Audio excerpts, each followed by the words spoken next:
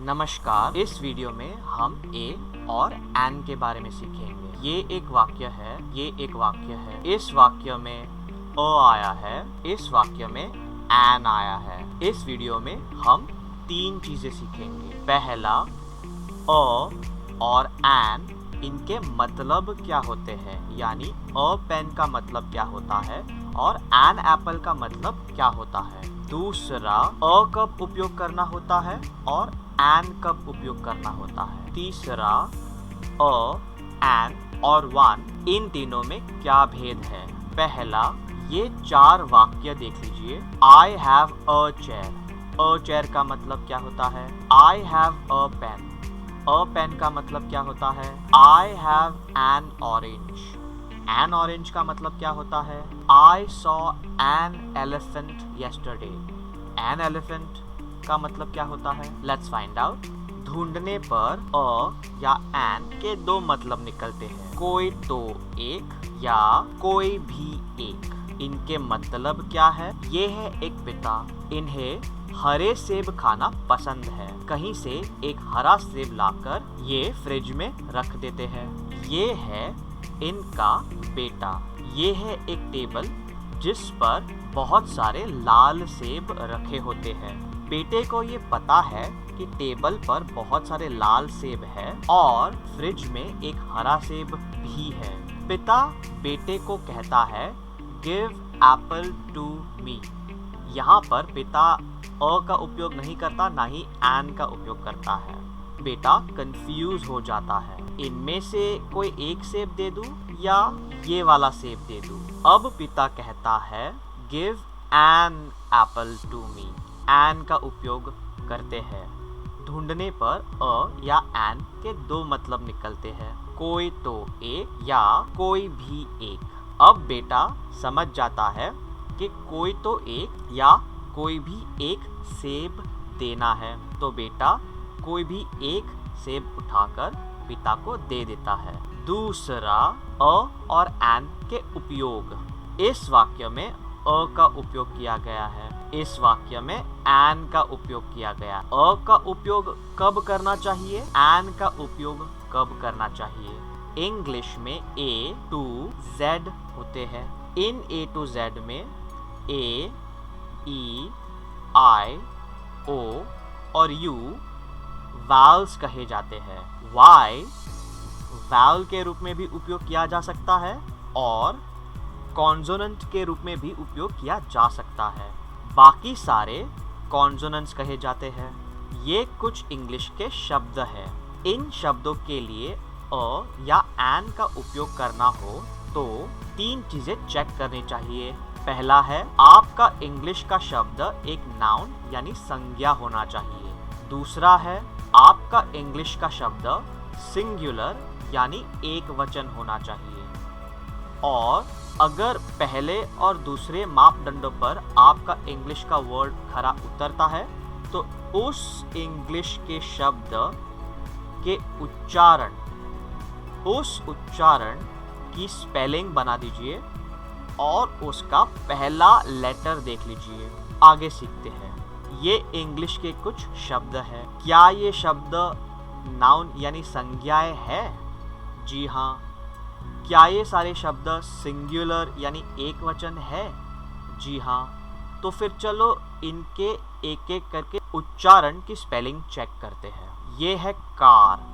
जब आप कार बोलते हो तो जो उच्चारण है उसकी स्पेलिंग कुछ ऐसे बनती है। ये है पेन। जब आप पेन का उच्चारण करते हो तो प शब्द से शुरू होता है, यानी इंग्लिश में पी से। ये है चेयर। जब आप चेयर बोलते हो तो च शब्द का उपयोग होता है, यानी CH से। ये 3 ओरिजिनल स्पेलिंग है। ये 3 इन ओरिजिनल स्पेलिंग्स के उच्चारण की स्पेलिंग के पहले लेटर है। क्या ये उच्चारण के स्पेलिंग के पहले लेटर इनमें से कोई एक है? जी नहीं। ऐसे स्थिति में इन तीनों को कोई तो एक या कोई भी एक बताना हो तो अ का उपयोग कर दीजिए। A car, a pen, a chair, कोई भी एक कार, कोई भी एक पेन या कोई भी एक चेयर। ठीक है, ये 3 शब्द देख लीजिए। क्या ये तीनों नाउन्स है यानी संज्ञाएं हैं? जी हाँ। क्या ये तीनों सिंगुलर यानी एक वचन है? जी हाँ। तो चलिए इनके उच्चारण की ध्वनि की स्पेलिंग चेक कर लेते हैं। एरोप्लेन के उच्चारण की स्पेलिंग कुछ ऐसे होगी, ऑरेंज के उच्चारण की स्पेलिंग कुछ ऐसे होगी, एलिफेंट के उच्चारण की स्पेलिंग कुछ ऐसे होगी। इन उच्चारण के स्पेलिंग का पहला लेटर क्या इनमें से एक है? जी हाँ।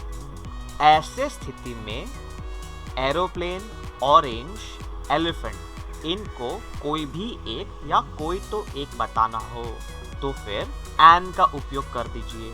ठीक है, MBA, इसके उच्चारण की स्पेलिंग कुछ ऐसे होगी। यहाँ पर M एक कॉन्सोनेंट है, लेकिन इस शब्द के उच्चारण की स्पेलिंग का पहला लेटर E है। क्या E इनमें से एक है? जी हाँ।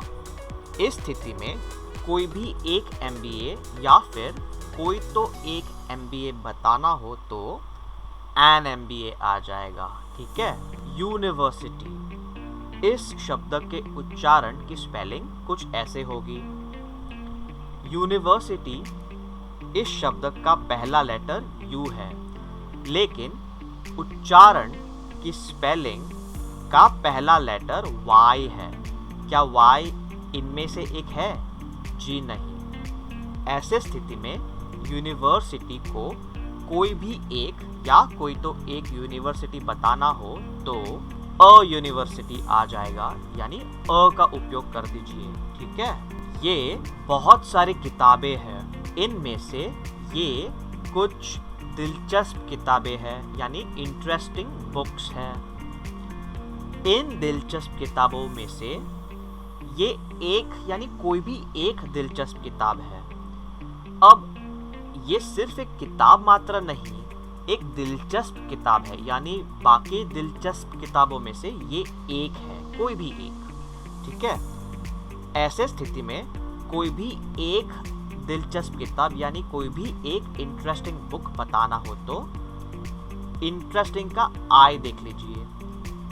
इसका उच्चारण भी ई से ही कुछ शुरू होगा, है ना, जो वावल्स में आ जाता है, A-E-I-O और U में से एक आ जाता है, और इसीलिए कोई भी एक इंटरेस्टिंग बुक बताना हो तो एन इंटरेस्टिंग बुक आ जाएगा। ठीक है, उसी प्रकार से ये बहुत सारे हाथी हैं, लेकिन इन सारे हाथी में से ये सिर्फ बड़े वाले हाथी ही है। अब इन सारे हाथी में से कोई एक बड़ा हाथी यानी कोई एक बिग एलिफेंट बताना हो तो बिग का बी देख लीजिए, ब से उच्चारण स्टार्ट होता है, तो कोई भी एक बिग एलिफेंट बताना हो तो अ बिग एलिफेंट आ जाएगा। ठीक है, अब अ, एन और वन के भेद समझने का प्रयत्न करेंगे। ये वाक्य देख लीजिए और ये वाक्य देख लीजिए। I have a pen, I have one pen। दोनों में आशय का भेद है। अगर कहा जाए I have a pen, उसका मतलब व्यक्ति ये जताने का प्रयत्न कर रहा या कर रही है कि उसके पास पेन है। कौन सी पेन ये ज़रूरी नहीं, दुनिया में जितनी भी पेन्स है उनमें से कोई भी एक, लेकिन पेन है ये इम्पॉर्टेंट है। इस वाक्य में देख लीजिए, I have one pen। कहने वाला व्यक्ति ये जताने का प्रयत्न कर रहा है कि गिनती में उसके पास एक ही पेन है, वो गिनती में एक पेन है ये जताने का प्रयत्न कर रहा होता है। ये दो वाक्य देख लीजिए। Ramesh has an orange, Ramesh has one orange. यहाँ पर रमेश हैज़ एन ऑरेंज में रमेश के पास संतरा है ये जताने का प्रयत्न किया गया है, वो चाहे कोई भी संतरा हो। इस वाक्य में रमेश हैज़ वन ऑरेंज ये जताने का प्रयत्न किया गया है कि गिनती में रमेश के पास एक ही संतरा है। ठीक है, तो ये मुख्य भेद है अ एन और वन में। ठीक है, इम्पोर्टेंट ये वाक्यों को देख लीजिए। आई हैव अ वाटर, कोई भी एक या कोई तो एक पानी, क्या ऐसा कहना उचित होगा? ये एक पानी क्या होता है? पानी का एक ग्लास हो सकता है, पानी की कोई भी एक बूंद हो सकती है, लेकिन कोई तो एक या कोई भी एक पानी, क्या ऐसा कहना उचित होगा? रमेश वॉन्ट्स अ जूस, कोई तो एक या कोई भी एक जूस, क्या ऐसा कहना उचित होगा? जूस का एक ग्लास हो सकता है, जूस की कोई भी एक या कोई तो एक बूंद हो सकती है, जूस का कोई भी एक या कोई तो एक पात्र हो सकता है, लेकिन ये कोई भी एक या कोई तो एक जूस होना क्या होता है? क्या ऐसा वाक्य सही हो सकता है? जी नहीं। There is a rice on the table. Rice यानी चावल, कोई भी एक या कोई तो एक चावल होना क्या होता है? चावल का कोई एक प्लेट हो सकता है या कोई एक दाना हो सकता है, लेकिन कोई एक चावल कहना क्या उचित होगा? ये भी वाक्य गलत हो जाएगा, है ना? उसी प्रकार से अ वाटर कहना, अ जूस कहना, अ राइस कहना गलत हो जाता है। ऐसे स्थिति में सम ये शब्द काम आता है। I want some water, मुझे थोड़ा पानी चाहिए। Ramesh wants some juice, Ramesh को थोड़ा जूस चाहिए। अ या एन का उपयोग करने के बजाय सम का उपयोग करना उचित होगा। ठीक है, ये कुछ वाक्य है। आप चाहो तो इस वीडियो को पॉज कर लीजिए और इन वाक्यों को देख लीजिए। ठीक है, मेरा आपको सुझाव है कि इंग्लिश इम्प्रूव करने के लिए अधिक से अधिक प्रैक्टिस कीजिए। यदि आपको ये वीडियो पसंद आई हो तो लाइक कर लीजिए, इस वीडियो को अधिक से अधिक शेयर कर लीजिए। चैनल अगर आपको पसंद आया है तो सब्सक्राइब कर लीजिए, और यदि आपको कोई डाउट, क्वेश्चन या कंफ्यूजन हो तो कमेंट बॉक्स में ज़रूर कमेंट कीजिए। All the best, God bless you, thank you.